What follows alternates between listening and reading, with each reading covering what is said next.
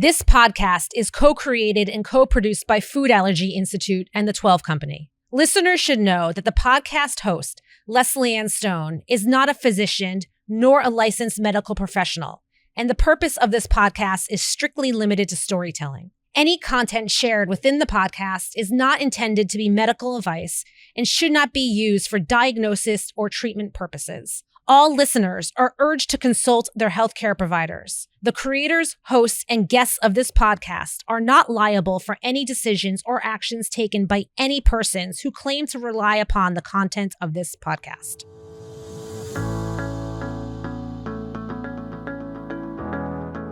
Hi, my name is Lesley-Anne Stone, and this is Resilience and Hope, a Food Allergy Podcast, Episode 1, Introduction. First and foremost, I want to thank you, the listener. Thank you for tuning in. Thank you for being with me today. This brand new podcast is all about my journey with my son, Sam, through the Tolerance Induction Program at the Food Allergy Institute in Long Beach, California. And for those of you who may not know, Long Beach, California is an hour 15 south of Los Angeles, where I live. This podcast is co-produced by me and the Food Allergy Institute, and I'm really grateful for this opportunity to share my story with my son, Sam, who is now 12, story about his journey, our journey together through his food allergy diagnosis. Sam was diagnosed with multiple severe life-threatening food allergies just after his first birthday.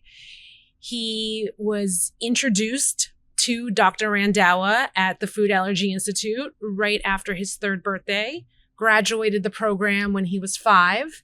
And as I mentioned, he's now 12, and he's lived a life completely free of his food allergies. We live without fear. Before this program with the Food Allergy Institute, we lived in a lot of fear. And I want to detail our story for you. I hope that our story helps you. I hope that this brings you comfort and that you feel like you are not alone. A little bit about me, just so you know a little bit more about me as we go on in this journey. I am a 45-year-old mother. I live here in Southern California, in Los Angeles. I have a husband. His name is Dave. He works in television. I have 2 children. Sam is 12, as I previously mentioned, and Casey is 9. Casey has no food allergies. I'm originally from New Jersey. I went to school in Ithaca College in upstate New York. I studied drama. I lived in Manhattan for a few years right after college graduation. I've always worked in entertainment marketing. And here in LA, I am a full-time marketing consultant. I have spoken at conferences with Dr. Inderpal Randhawa, who founded the Tolerance Induction Program and the Food Allergy Institute. I have been at his conferences. I've done webinars with him, and I get contacted by people all over the country to learn more about the Tolerance Induction Program. What is the process? What is the protocol? And what is it like to come out the other side after graduation in food freedom? Or often the term remission is used for those patients who graduate the program. And I could tell you, it is life-changing. It is a blessing. It is a miracle. It is all those things. It is the light at the end of the tunnel. I've been told through the years that I should write a book, that I should share our story. And I've done my diligence. I have sat down and I've tried to write a book, and I can't do it. It is very difficult. It is messy, and it's just something I can't do. So this idea of a podcast came about from my mother. God rest her soul. My mom passed away of brain cancer 2 years ago. And when she was ill, she said to me, "You should have a podcast." And at the time, I was so committed to her care and so devoted to spending time with her because our time was so limited. It wasn't something that I could process. It wasn't something that I could tackle or really think about. So I just put it away in my mind. And last June in Long Beach, the Food Allergy Institute had a remission week. And it was the first time they ever did this. And it was a week of different events and webinars and parties, all for kids who completed the Tolerance Induction Program. And Sam and I participated in many of the events. And I met parents who were going through the program, who were just coming for more information. And a theme that kept coming up was feeling alone in this fight in food allergy, feeling alone in the Tolerance Induction Program because it can be very lonely. They say that 1 in 13 kids in the classroom has food allergy. And if you are that one, that is a very lonely number. So I get it. And I wanted to help them. So this idea of a podcast circled back in my mind when I was approached by Dr. Randhawa's communication strategists come onto their podcast called Disruptive RX. And it's a great podcast. I highly recommend it. Tells you much more about the Tolerance Induction Program, but also Dr. Randhawa's perspective on disruption. And I came on, they turned my episode into a 2-parter. I had a really, really great time being a guest on the podcast, and it was overall a really positive experience. And I was told afterwards, hey, you should have one of these.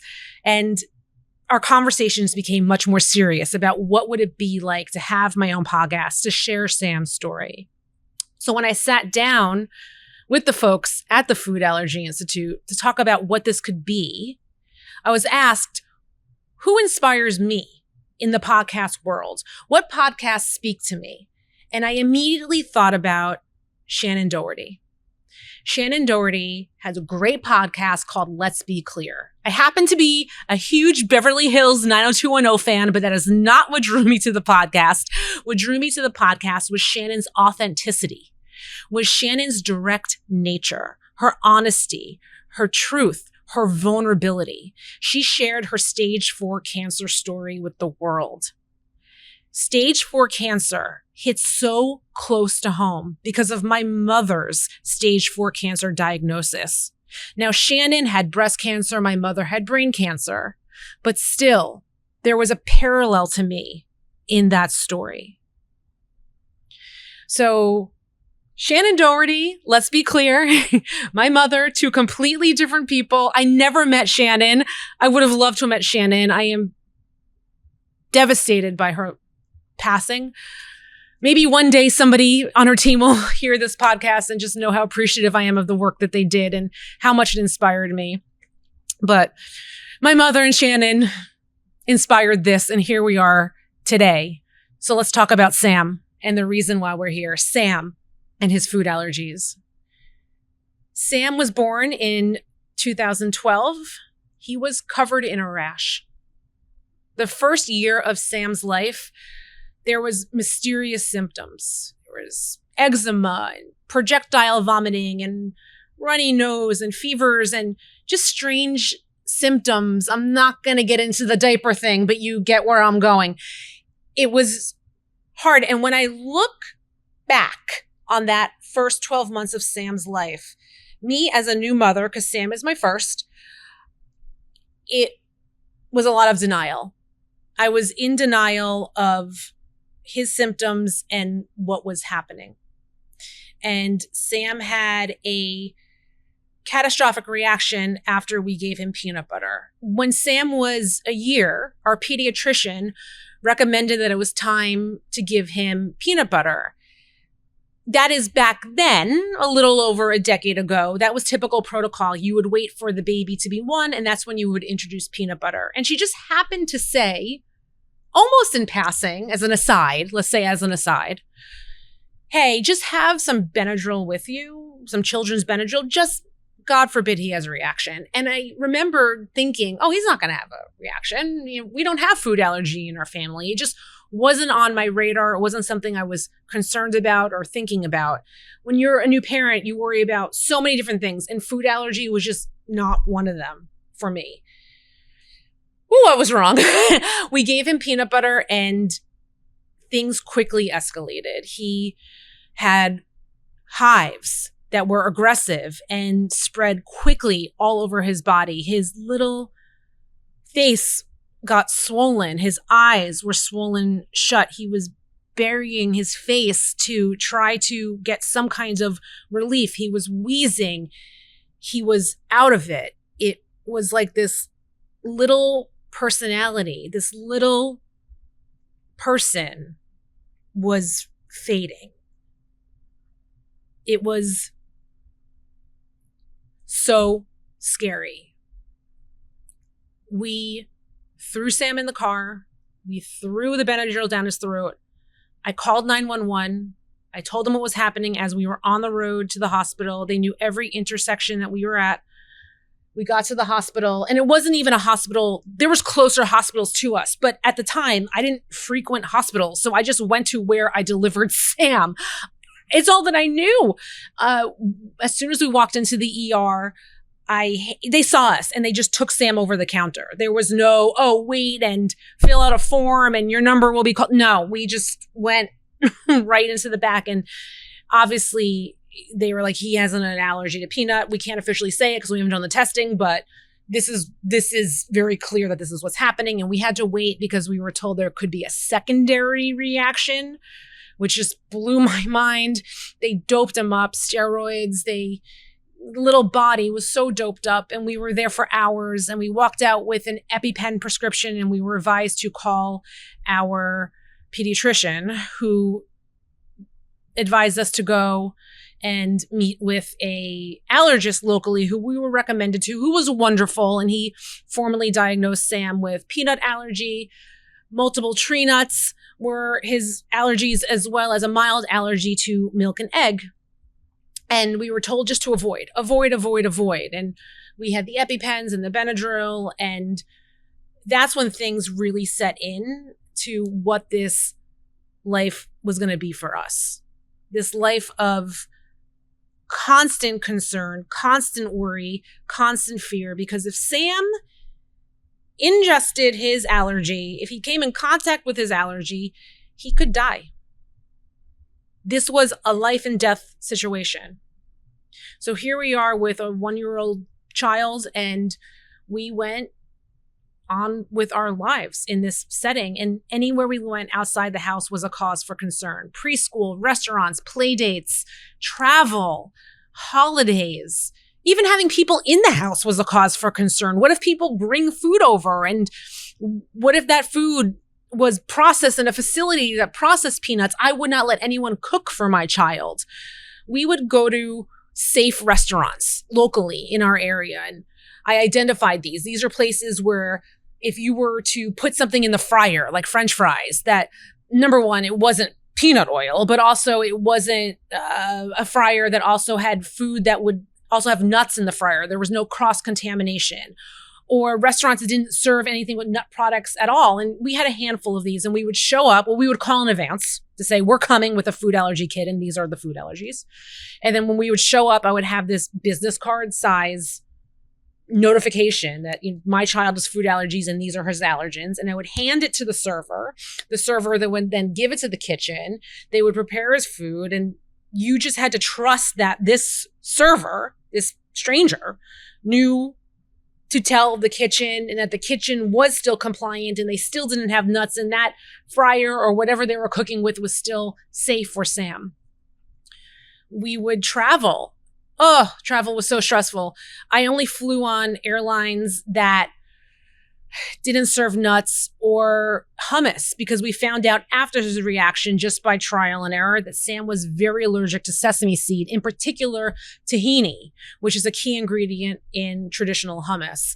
And we couldn't fly on airlines if they sold snack packs, and hummus was included in their snack pack. Going to the airport, we had all of his medications. We had doctor's notes to go through the TSA and changes of clothes and safe food. But we would board first. This is pre-COVID. Board first, wipe everything down. And we had custom plane seat covers to go over the plane, just in case there was a crumb on the seat that we didn't wipe off, or something was smeared somewhere that we didn't disinfect, that he would be safe. There were announcements made on the plane to say, we have a food allergy child, please don't eat peanuts on the plane. I had snack packs for strangers who would sit around us in case they had peanuts and they couldn't eat the peanut, that they could have this snack that I packed for them. It's crazy. I remember boarding a plane from Long Beach to San Francisco and having a complete meltdown. That is just an hour plane ride because I was so petrified to board the plane with my food allergy baby. Ooh, preschool. We found a great preschool for Sam that had a very controlled, small classroom environment for him. I was very active in the classroom. I made sure that I was present anytime there was outside food brought in and made sure Sam had something safe to eat. There was his photo in every classroom in preschool, like a mugshot that said, "Do not feed this child. He is allergic to blah, blah, blah, blah, blah." And the teachers had EpiPens and they were trained in using the EpiPen. People were scared to have us at their house for play dates. Birthday parties. I'm a people pleaser. So difficult to go to a birthday party with a food allergy toddler. I would call the host, make sure the host was aware that Sam had food allergies. Of course they knew, but I had to remind them and ask them what they were going to serve at the birthday party. I would try to mimic something at home and bring it with me that was similar, that matched the food that they had so Sam didn't feel out of place. I would have safe cupcakes, like dozens of them in my freezer that I made from scratch with safe ingredients for Sam. And I would pop them into my bag before we went out to the birthday party. Here's the thing. A host of a party wants everyone to have a good time. Nobody wants your child to have a reaction. Nobody. But there were times when I would walk into the birthday party and on the table, there would be a bowl of candy.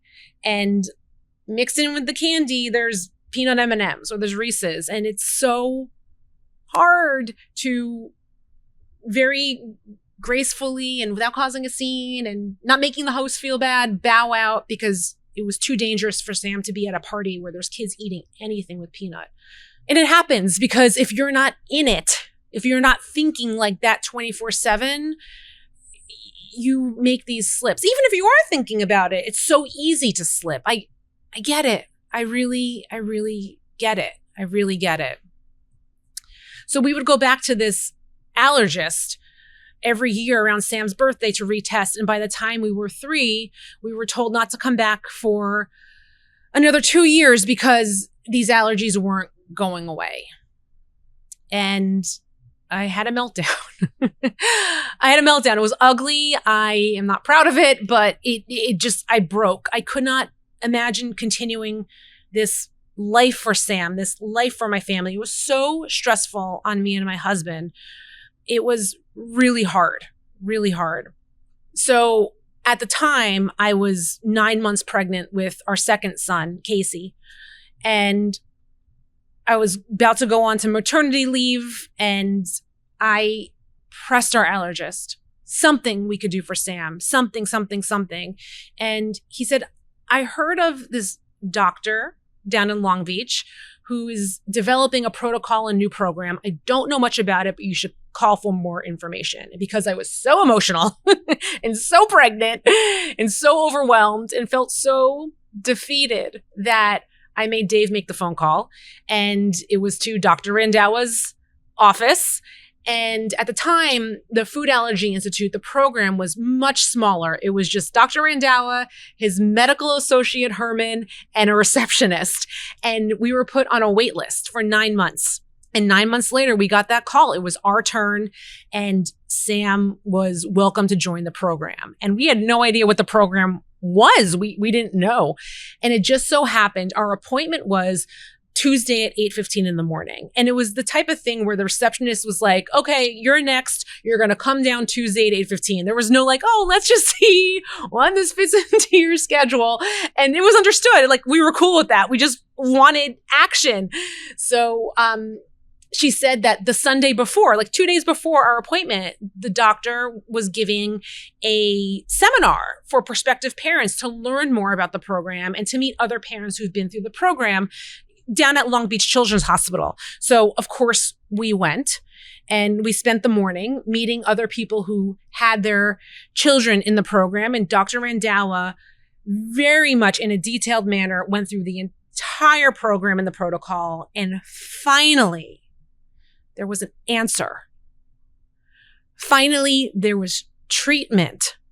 Finally, we could tackle the problem. We no longer had to live on the defense. We could play this on the offense. Sam was next. Dave and I left that seminar in tears. Our prayers were answered. Now, I'm not here to talk about the science of the program, the details of the program, the ins and outs of the program. I am not going to talk about Sam's numbers and how he was so allergic to peanut and blah, blah, blah. I'm not going to do that. You can go to the Food Allergy Institute's website. There are YouTube videos. There's all kinds of information out there. I highly suggest that you call and have a free consultation. It is free to do. Questions will be answered. I really encourage you to do that. But this is all about just sharing our process through Sam's story. So in layman's terms, we went through a ton of testing. We did skin, food challenges, patch, blood, all kinds of testing.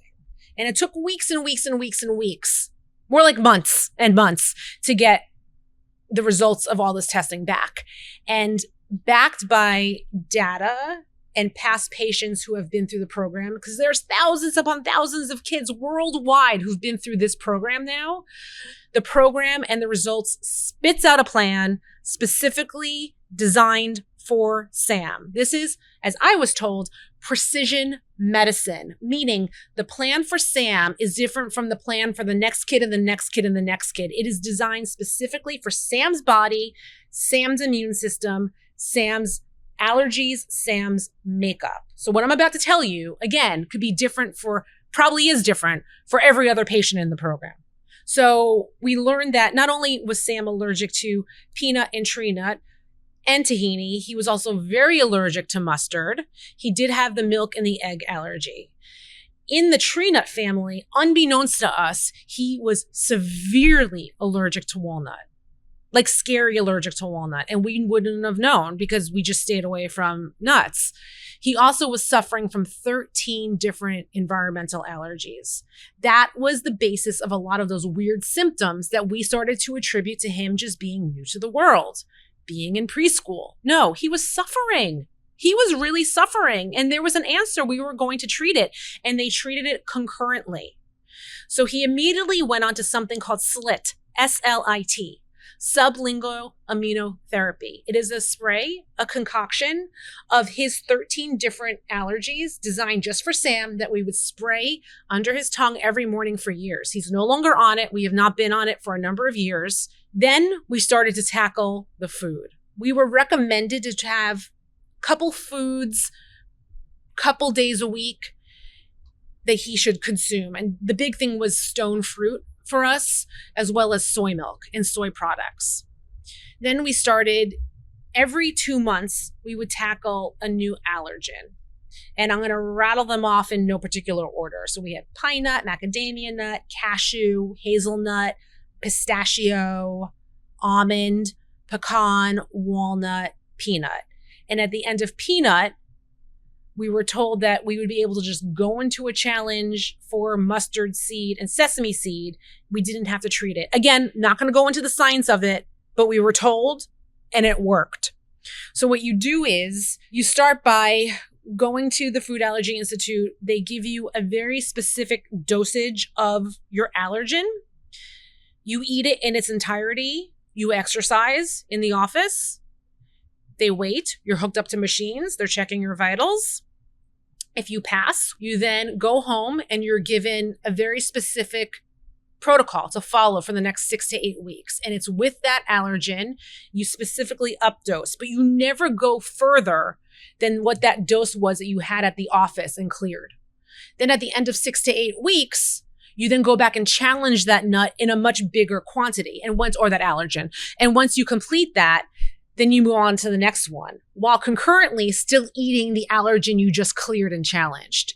So imagine giving a toddler stone fruit a couple times a week, soy a couple times a week, and then every day you have to do this pine nut.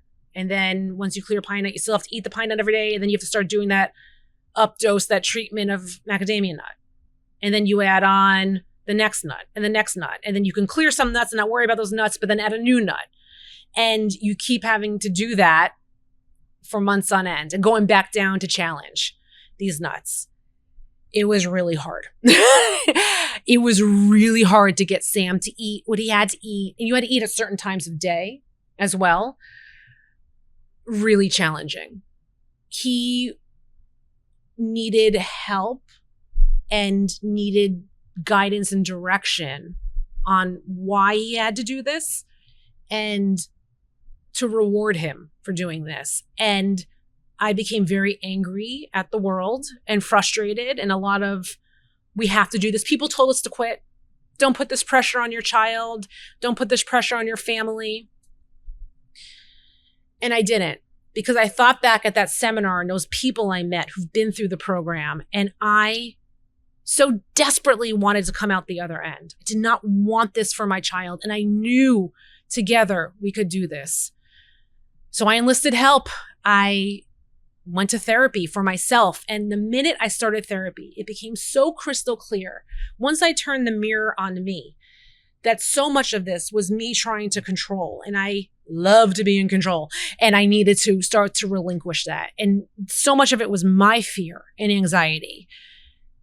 As a toddler, I started to learn about the psychology of toddlers and how they need to feel that they're in control and they want to push their boundaries. They're like little teenagers. Great. So my therapist helped me with that, coming up with very specific strategies and tactics to get Sam to do what he had to do. We graduated within 2 years. Sam could finally go to a birthday party and eat the cake. That was a big thing to him, to a toddler. You can go to a birthday party and you can eat the food that the other kids are eating. You could have the cake. You could have the goodie bag. You could have the pizza, all of that stuff. I remember when we graduated the program, I took him to CVS so he can pick out whatever candy bar he wanted. And he immediately went for the candy that he had to eat when he had reactions to his food allergens. And I said to him, you don't have to eat Starburst, you don't have to eat Skittles, you can do Reese's, you can do Almond Joy, you can, Three Musketeers, whatever you want. And he just went for the safe food. And I remember my therapist saying to me, imagine if you're told you can't eat this, and now you can, and they're pushing it on you. You have to eat this. You wouldn't want to necessarily eat it either. Plus, he has that teenager mentality that he's a young kid. I had to let go. And let me tell you now, the kid eats a ton of Reese's. He loves peanut products. He eats peanut all the time. He loves Larabars. He loves ice cream. And when I started to let go, that's when he started to eat more. But it was a long road. It was not easy. It was really messy at times. But we got through it. And you can too. Sam now goes to a public school. We live in a different area of Los Angeles where we're not known as a food allergy family, which is so wild to me. Sam participates in tons of team sports where they do shared snack or they go out for ice cream or donuts after a game. He participates in classroom activities, classroom parties, let it be birthday parties, Halloween celebrations with giant candy buffets, or Valentine's Day where everybody made homemade pies and brought them in and got to do pie tastings, end of the year pancake breakfasts. We don't even think about it anymore. He just attends.